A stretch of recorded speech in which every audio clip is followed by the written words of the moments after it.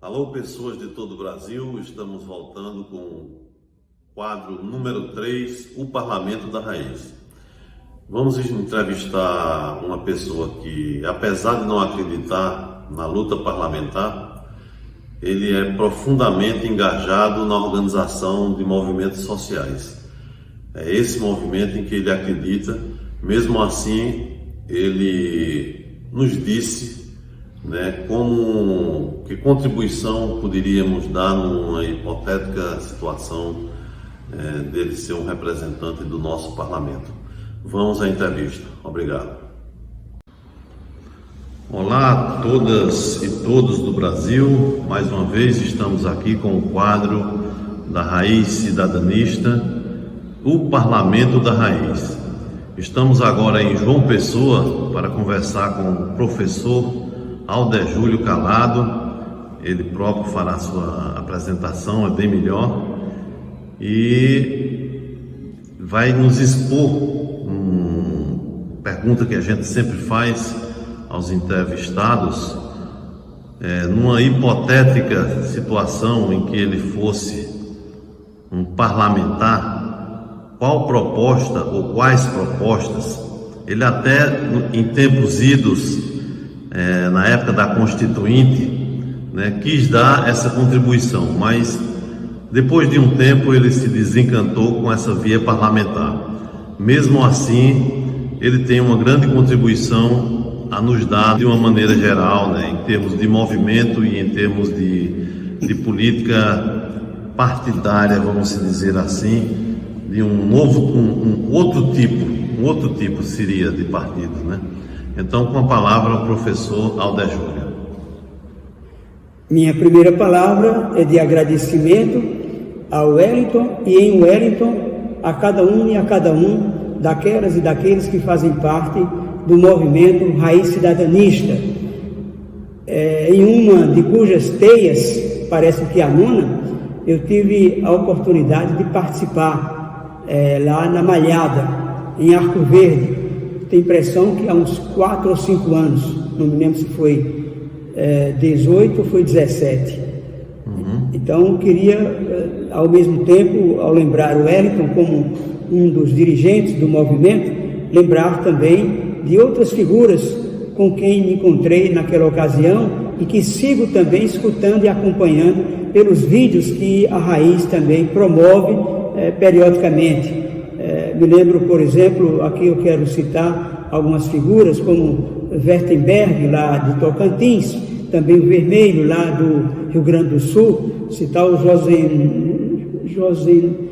do Paraná, Josemar Ganho, do Paraná, citar a Adriana, lá de Petrolândia, em Pernambuco, o José, que foi entrevistado recentemente, José Arthur Padilha, enfim, e aquelas e aqueles, entre outros, me lembro inclusive de William, lá do Crato, e a esposa dele, que estavam também em Arco Verde naquela ocasião. Enfim, saudar fraternalmente a todos e a todas pela grande contribuição que o Movimento Raiz, desde alguns anos atrás, com o seu surgimento, vem dando a esse esforço de transformação de nossa realidade social.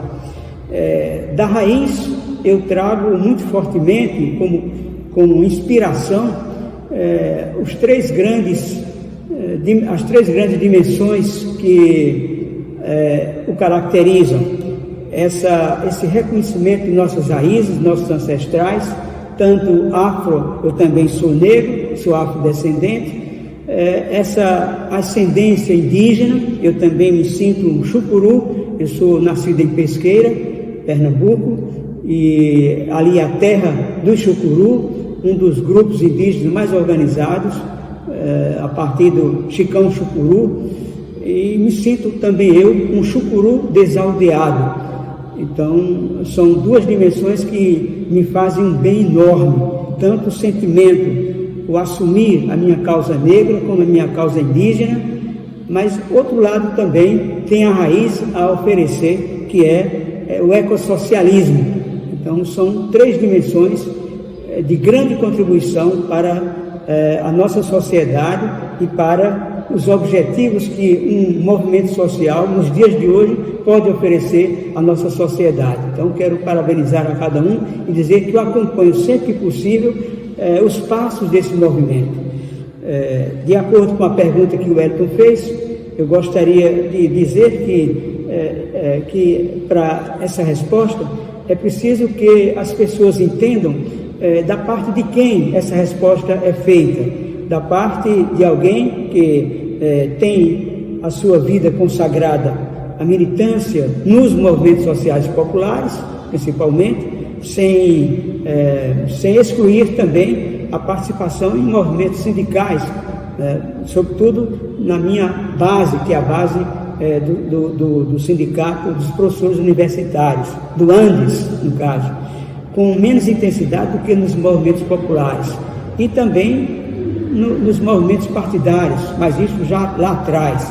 Atualmente eu não faço, como o Wellington já explicou, muita militância nessa área. Nos movimentos sociais eu entrei, devia ter uns 15 anos mais ou menos, porque na ocasião, 63, era governo de Pernambuco Miguel Arraes, governador de Pernambuco Miguel Arraes, e na ocasião, a partir das ligas camponesas, que também existiam nessa região de Pesqueira, também de Arco Verde, os camponeses haviam ocupado na terra do Ororubá, que é dos índios, que estava apropriada indevidamente pelos fazendeiros. Os camponeses, inspirados pelas ligas camponesas, estavam ocupando aquele espaço. E por meio, eu era seminarista na ocasião, por meio de uma figura de um padre, que era assistente da então JAC, Juventude Agrária Católica, chamado Padre Zé Maria da Silva, ele me chama para acompanhá-lo em um jipe, eu devia ter uns 15 anos, até onde estavam esses trabalhadores na Serra do Ororubá. Então, eu considero sempre esta ocasião como meu batismo de fogo na militância. Desde então, de 63 para cá, eu sigo os movimentos sociais como aprendiz, como militante, como pesquisador. Então, a partir daí, eu desenvolvo um interesse muito grande pelos movimentos sociais populares, enquanto força, no meu entender, principal de transformação social. Então, tem uns 60 anos, mais ou menos, ou 55 anos, de acompanhamento diuturno. Minha formação me ajuda nessa direção, como sociólogo e como educador popular. Então, volto agora à pergunta de Wellington. Eu diria que, caso essa hipótese estivesse ao meu alcance hoje, por razões mais adiante eu vou dizer por que não, mas caso, mesmo remotamente, essa hipótese se colocasse hoje, eu teria algumas propostas a oferecer. Eu vou mencionar de maneira assistemática. Uma seria, por exemplo,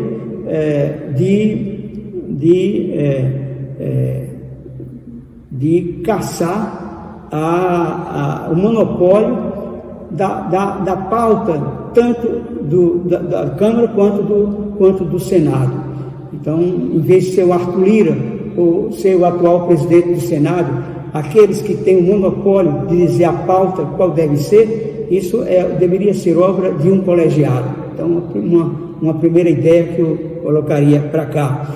Nisso, por exemplo, os 144 pedidos de impeachment, isso não aconteceria se fosse certamente um colegiado responsável pela definição da pauta.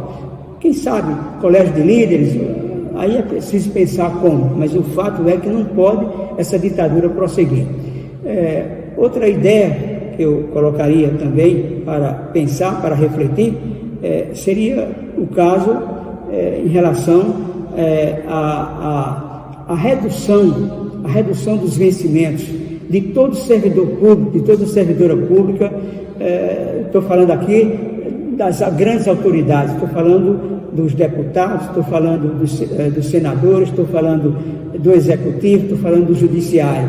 Então, esses servidores públicos terem seu salário associado ao salário que é recebido pelos menores servidores. Menores, eu quero dizer, aqueles que recebem menos. Isso não é nenhuma proposta socialista, não. Há países em que a população recebe uma diferença entre seis, por exemplo, né, entre o menor e o maior. Então não seria algo estrambólico, digamos assim, de acontecer, não. Então seria essa redução salarial, como também as benesses que existem tanto no legislativo, quanto no executivo, quanto no judiciário. Então essas benesses seriam certamente, se não extintas, mas pelo menos grandemente reduzidas. Acho que é um conceito de cidadania que a gente teria a primar. Outra ideia também é de buscar fazer com que todo servidor público, toda servidora pública fosse obrigada a frequentar os serviços públicos apenas, ou seja, os de saúde. Todo mundo que é servidor público tem por obrigação de recorrer apenas ao SUS.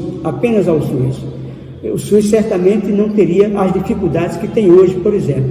O mesmo se diga em relação à educação. A escola pública é o destino de toda a família, de qualquer servidor, de qualquer servidora pública, desde os mais simples até as grandes autoridades, inclusive o executivo, legislativo e judiciário. Certamente a escola pública teria muita qualidade, muito melhor do que a atual, por exemplo.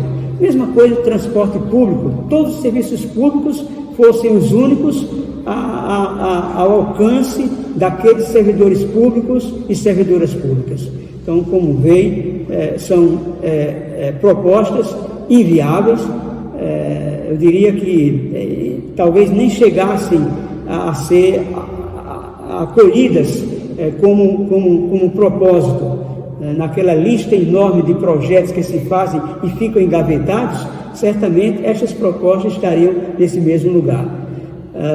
Então, esse é um primeiro momento, algumas ideias nessa direção. Eu quero dizer que de cada proposta dessa tem muitos desdobramentos, sobre os quais eu não posso agora discorrer, para não cansar e também entender que o momento é apenas de apresentação dessas propostas, né? Este caso aí. Claro que sobre cada uma teria muitos desdobramentos a este respeito, né? Evidentemente eu teria outras propostas, mas ficaria com essas três germinais que poderiam ser desenvolvidas em tantas outras. Uma outra proposta seria de buscar iniciar apenas o debate em relação a uma nova Constituinte. Não se trata de fazer isso de imediato, mas se trata de, num governo, digamos, progressista, que a gente espera que venha a tomar posse a partir das eleições de outubro, então a gente instaurasse esse debate sobre a necessidade de uma nova Constituinte, por razões óbvias.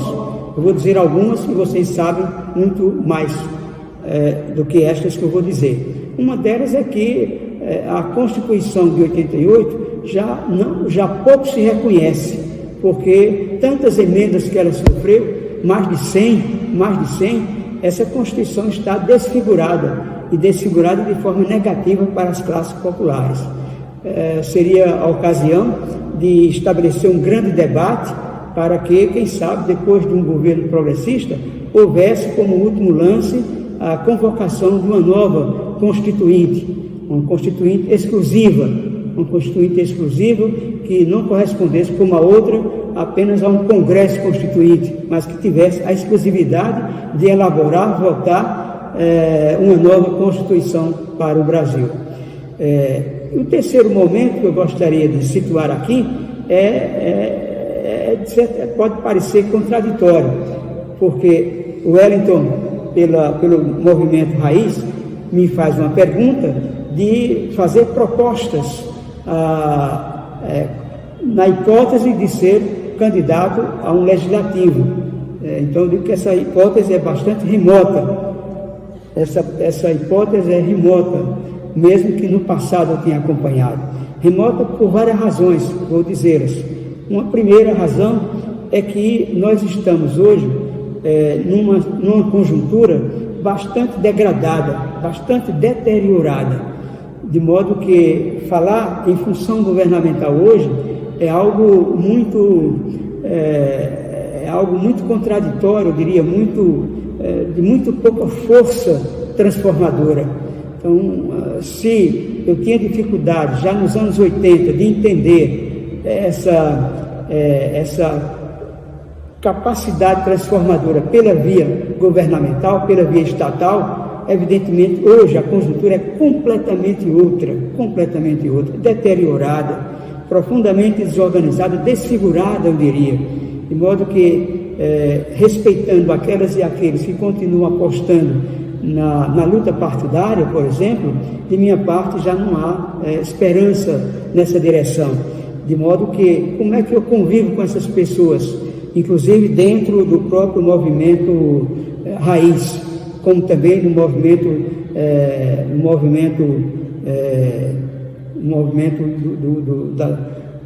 agora eu esqueci o nome do movimento, que eu acompanho muito de perto também, o movimento das comunidades populares, que já tem 55 anos aproximadamente, o movimento das comunidades populares, MCP, que inclusive tem um jornal que circula a cada quadrimestre, e eu tenho também acompanhado esse movimento já há muito tempo, e outros movimentos também sociais populares.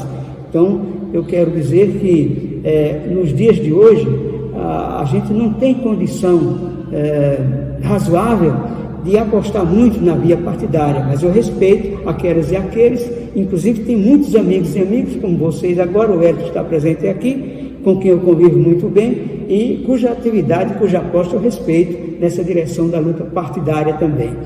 Esse é um momento. Outro aspecto, justificando minha posição, é pelo fato de que, quando a gente estuda, e tem sido também a função minha, como é a de vocês, profundamente a figura do Estado, desde o Estado na Antiguidade, na Idade Média, na Idade Moderna, na Idade Contemporânea, o Estado sempre foi, como a gente sabe, um mecanismo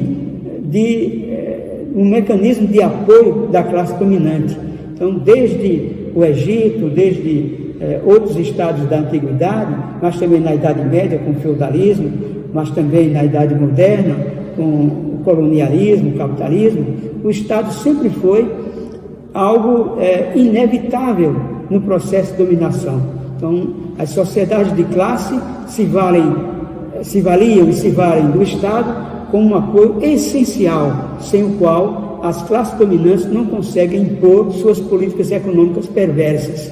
Então, o Estado, com todos os seus aparelhos também, o executivo, o judiciário, o legislativo, e se não bastassem esses aparelhos, também a questão militar. Então, o Estado no caso do capitalismo, é um organismo necessário de dominação. De modo que, se antes eu tinha essa convicção, do meio dos anos 90 para cá, a partir de estudos diversos, que continuo fazendo também, mesmo quase cego, mas tem o Google que ajuda, tem as pessoas que leem para mim, eu continuo um leitor voraz. Então, muitos clássicos, bons clássicos, como a gente chama, né? É o caso de Marx, é o caso, antes de Marx mesmo, de Maquiavel, é o caso de Marx, é o caso de Engels, é o caso de Rosa Luxemburgo, é o caso de Gramsci, e também dos nossos clássicos contemporâneos, dos nossos contemporâneos, não é? Nossos contemporâneos, inclusive brasileiros. É o caso de Florestan Fernandes, é o caso do Eder Sader, do Emil Sader, é o caso de várias mulheres também que participam dessa mesma luta. Eu vou citar uma, a Marlene Chauí. Então, também de outros atores importantes no plano internacional, contemporâneas. Eu me refiro, por exemplo, ao comunista Francisco Martins Rodrigues, que coordenava uma revista em Lisboa chamada Política Operária, na qual eu contribuí com vários artigos. O Francisco Martins Rodrigues já partiu, já faz uns 10 anos, mas sobre ele eu tenho também um artigo também de homenagem, de reconhecimento ao seu papel. Com ele dialogava muito também nessa direção. Francisco Rodrigues Martins, revista Política Operária. Este artigo também está entre tantos que eu continuo produzindo e socializando num site, num blog que minha neta organizou para mim, intitulado Textos de Alder Calado. Então, essa reverência ao Francisco Martins Rodrigues, como também o João Bernardo, também português. Então, a partir desses estudos, eu me sinto muito pouco atraído pela luta partidária, ao mesmo tempo que tem reforçado muito meu acompanhamento, minha militância e minha pesquisa em relação aos movimentos sociais populares, principalmente aqueles movimentos sociais populares que têm uma alternativa de sociedade à barbárie do capitalismo.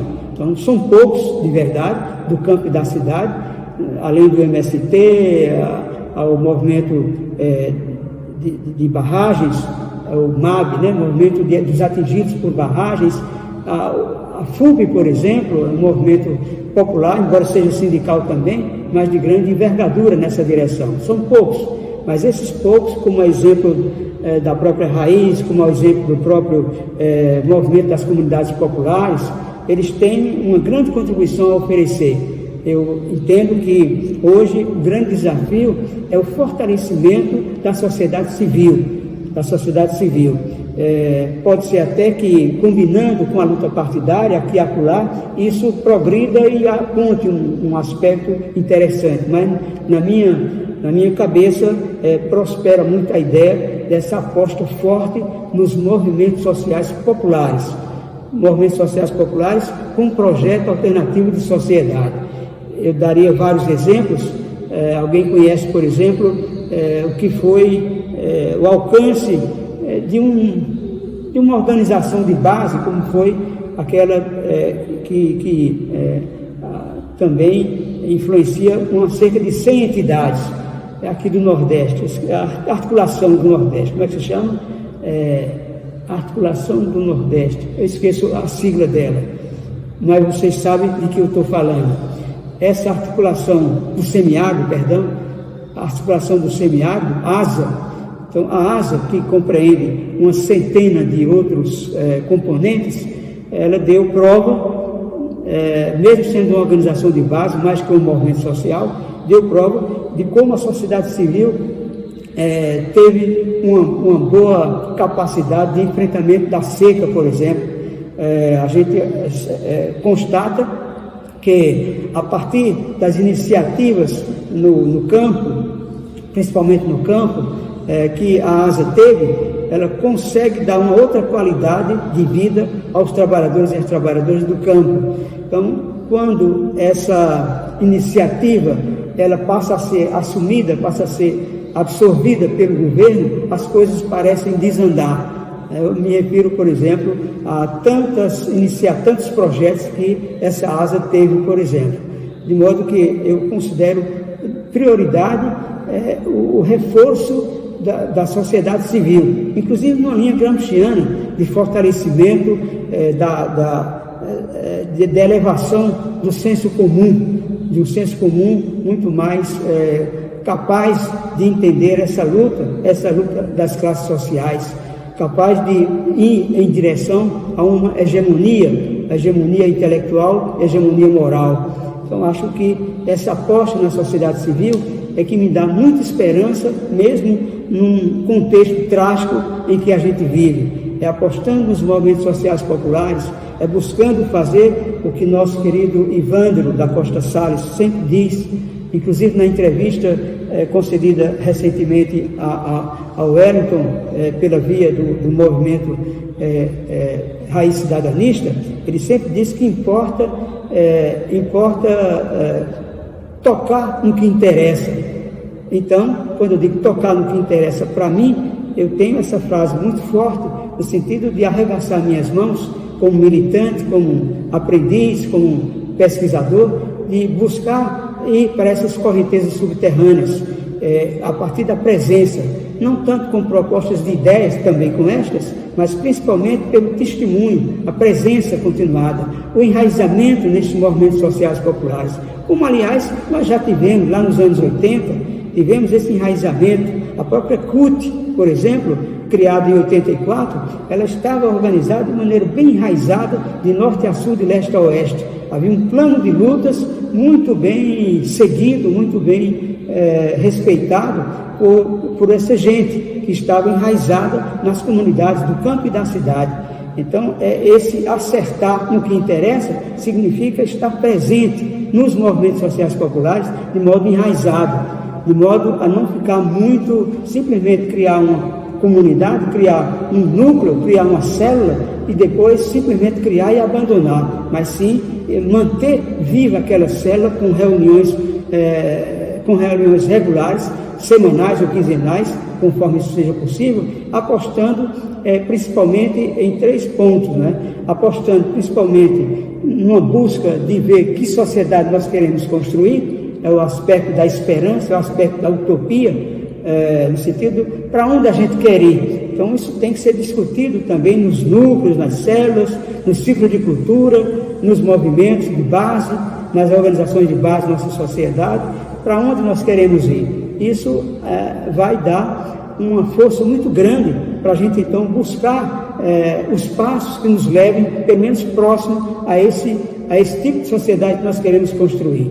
O outro ponto a gente só pode seguir adiante de maneira mais provável se a gente souber também de onde a gente veio, exercitar a memória histórica dos oprimidos, em âmbito internacional, em âmbito latino-americano, em âmbito brasileiro, em âmbito nordestino, saber quais as lutas de nossa gente, quantas lutas importantes neste Nordeste, neste Brasil, e às vezes isso não fica muito aceso na nossa cabeça, e a utopia ela vai cedendo lugar ao desânimo. Quando a gente, no entanto, exercita essa memória histórica dos oprimidos, em âmbito internacional, em âmbito nacional, em âmbito latino-americano, a gente fica muito mais esperançoso, com muito mais energia de continuar lutando, porque se a gente não sabe esse passado, não vai também saber como a gente vai atingir esse futuro. O outro momento é o momento da praxis, é o momento de fazer essa ligação entre o passado e o futuro. É a praxis cotidiana que nos ajuda nessa direção. É esse nosso agir nos movimentos sociais, com os movimentos sociais, não como professores, mas como educandos e educadores, educandas e educadoras, nessa mesma direção, aprendendo e ensinando uns aos outros, umas às outras. É essa presença fortalecedora da ação dos movimentos sociais populares, é isso que ajuda no sentido de uma busca de elevação do senso comum, da hegemonia moral e intelectual e ao mesmo tempo organizativo. Claro que disso podem participar também até mesmo aspectos partidários, no entanto, não com hegemonia. O que muito me preocupa é que às vezes existe a luta partidária, mas essa luta partidária hegemoniza os movimentos sociais populares, o que me parece um descaminho nessa mesma direção, sobretudo nos dias de hoje. Então, eu diria que são esses aspectos que me animam e que, a esta altura da vida, com 73 anos, muito entusiasmado e muito motivado para acompanhar essa realidade diuturnamente. Boa parte do meu tempo é tomada nessa direção.